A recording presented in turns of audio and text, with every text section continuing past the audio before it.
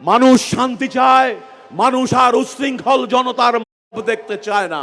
এই বাংলাদেশে মানুষ মানবিক উন্নয়ন চায়, উন্নয়নের নামে আর ব্যাংক লুটপাট হতে দিতে চায় না।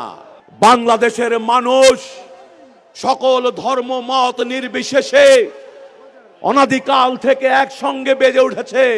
হিন্দু, মুসলমান, বৌদ্ধ, খ্রিস্টান সকল ধর্ম মতের মানুষ সম্মান নিয়ে বাঁচতে চায়। বিএনপি সেই সাম্প্রদায়িক সম্প্রীতি এবং ইসলামী মূল্যবোধ তথা ধর্মীয় মূল্যবোধের দল। তাই আসুন গণতন্ত্রের স্বার্থে, শান্তির স্বার্থে ধানের শীষের পক্ষে ঐক্যবদ্ধ হই।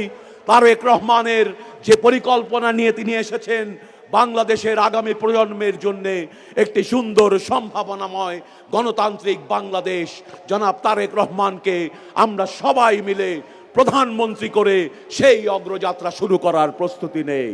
আমি সবাইকে ধন্যবাদ জানিয়ে, বিশেষ করে জেলা বিএনপির নেতৃবৃন্দকে এই সুন্দর সমাবেশ তৈরি করার জন্য এবং আমার শাহজাদপুরের জনগণকে এবং বিভিন্ন এলাকার যারা এসেছেন সবাইকে স্বতঃস্ফূর্ত অংশগ্রহণের জন্য ধন্যবাদ দিয়ে আমার বক্তব্য এখানেই শেষ করছি।